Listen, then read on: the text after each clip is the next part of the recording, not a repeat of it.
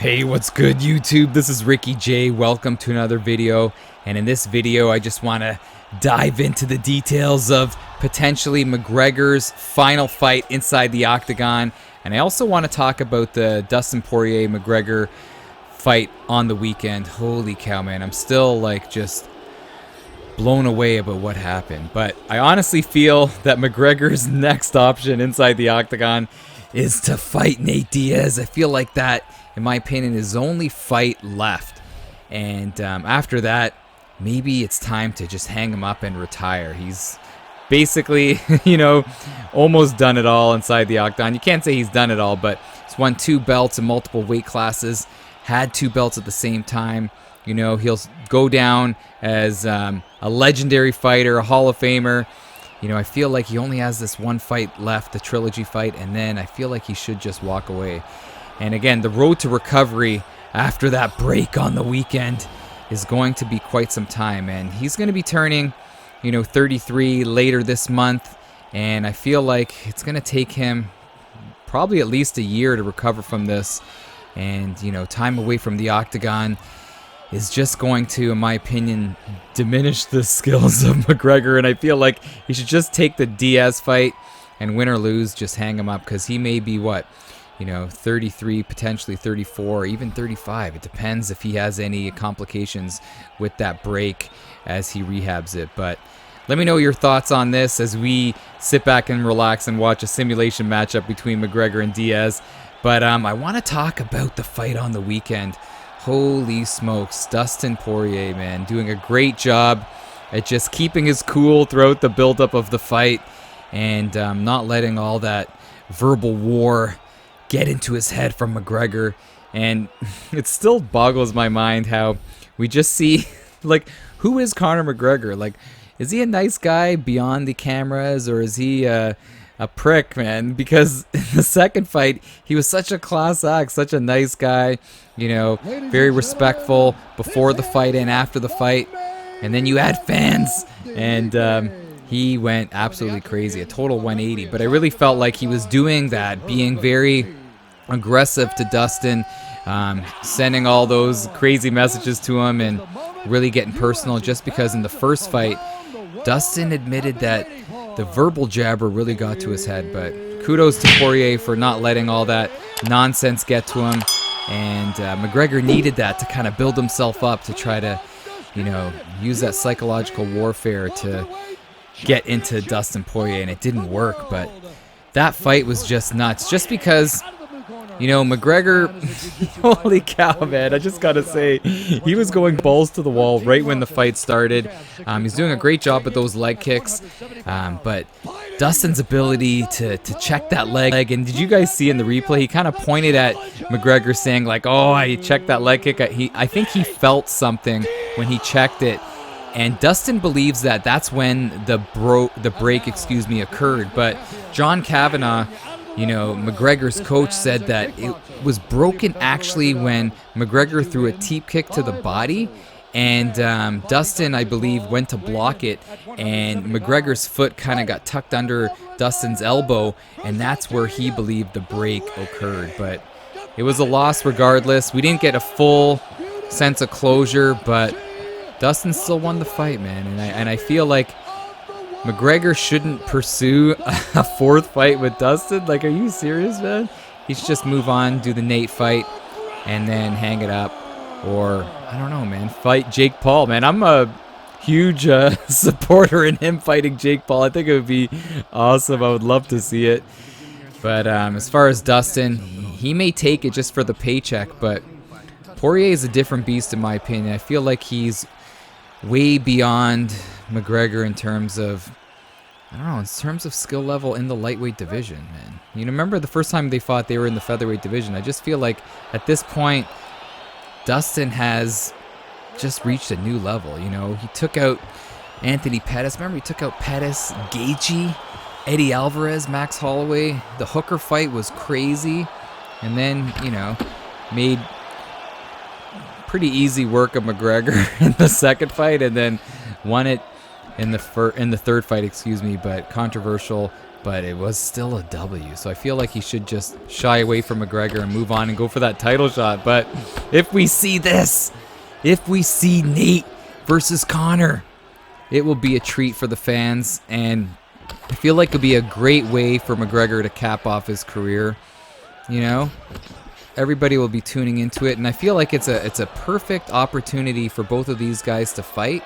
You know, both guys, you know, coming off losses, both guys kind of just in that sense of limbo in their respective divisions, not really knocking on the door for title shots at this point. So I feel like it would be a fantastic fight. But let me know if you agree with that. But I feel like at this point for McGregor, you know, the losses are piling on, and as GSP would say, fighters just need to know when it's time to just hang it up, and you don't want to leave too late. I remember him always saying that you don't want to leave too late, and I feel like seeing these losses piling up, well, again, it's against the upper echelon of the lightweight division, let's be honest, but I feel like he should just take this Diaz fight and then pack it up and just get a fight in with Jake Paul, man, and see what happens after that.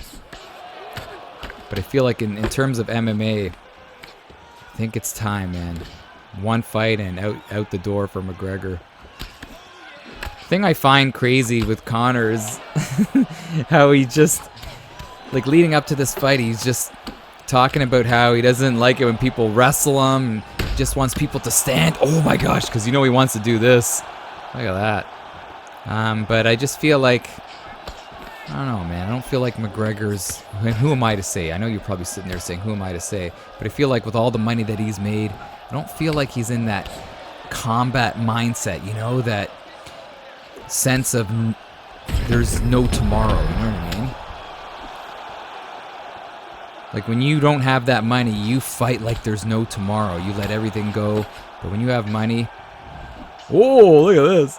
This is a great little simulation fight. But when you have money, I feel like he doesn't fight or train with that sense of desperation. Let me know if you agree with that. But I would love to see this. I even made a video saying, you know what, maybe McGregor should fight Nick Diaz. But I feel like after this loss, you know, fight Nate and then call it a career. And the thing is with Nate, you know, he's not going to be trying to go after that leg, that injured leg. You know how Nate is. His primary sense of offense is his boxing, and he's not looking to throw a lot of leg kicks or calf kicks. You know, Nate is just looking to box and basically tire you out with his amazing output, but his fantastic cardio. And you know what's crazy in that fight, if you're wondering, my prediction, and you know what, beyond Conor's craziness, I really like him as a fighter. I love watching him fight, but I feel like Nate is going to have the upper hand in that fight, just because after seeing him against Leon Edwards, his ability to take a licking and keep on sticking, you know what I mean? Like, he's so good at just taking shots and just sticking around. And I've said this before, I think McGregor doesn't have faith in that stamina. You know what I mean? And you know Nate will be there right till the end. And that's the one thing too, you know, Conor could have a good couple of rounds. He could even have a good 3 or even 4 rounds, and Nate will still be there to look to put the pressure on you and look to end the fight. You know, he's one to make it ugly and just stay there, just like we're seeing here. Look at this. This is crazy. But just like what we're seeing here, he's able to kind of hang around, take some shots, and keep on ticking. Oh! And that was cool seeing McGregor, you know, start off the fight, classic McGregor, with some wild kicks. You know, it kind of threw off Dustin, but he knew he wasn't going to get the glove touch. You know, it was crazy after the fight. Holy smokes, man. Just seeing the animosity still there, because usually it's squashed. But, you know, Dustin kind of imitated McGregor after, went up to him as he was down and did the McGregor walk, you know, the Vince McMahon walk. And then there was the war of words after. But McGregor was still heated, saying, I'm going to kill you, I'm going to kill you. But the irony was, leading up to the fight, McGregor's like, I'm going to have Dustin leave on a stretcher. And the craziness about karma is like McGregor left on a stretcher, but I wish it lasted a little bit longer. Obviously, I wish the break didn't happen. But this is the fight I want to see. I feel like this is the fight that needs to be next. But what is this? Conor can't be messing around on the mat against Nate. Gets out here. The AI does. Remember the first fight? Holy cow. McGregor was exhausted. Nate was putting the pressure on him. And then he shot for a takedown. When have we ever seen McGregor go for a takedown? But he shot for a takedown out of desperation because he was sick and tired of getting hit with shots, and then he just landed right into a choke, and that was that. Holy cow, that was crazy. In my opinion, I still feel him taking the fights with Diaz was a bad decision for him, in my opinion.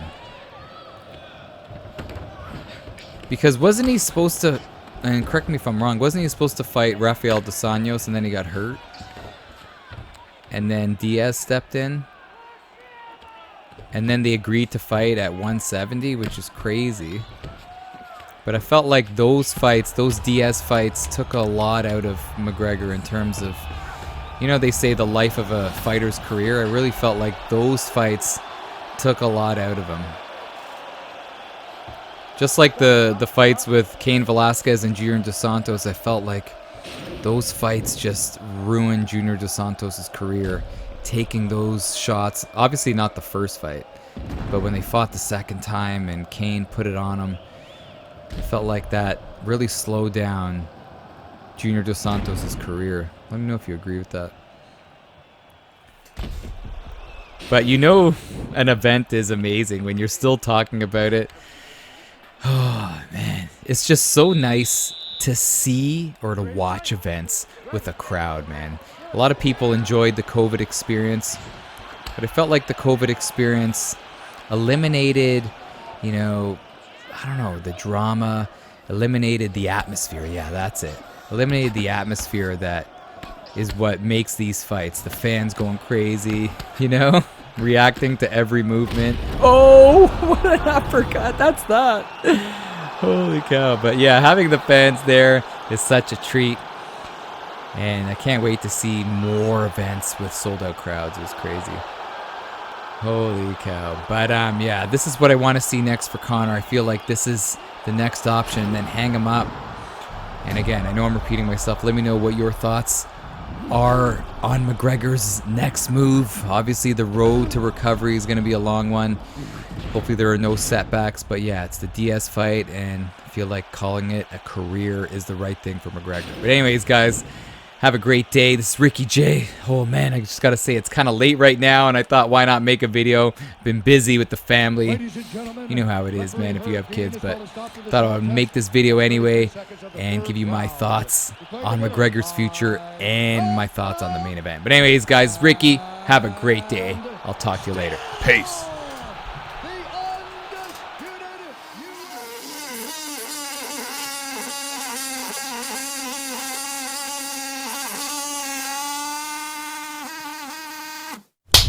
Are you intoxicated or something?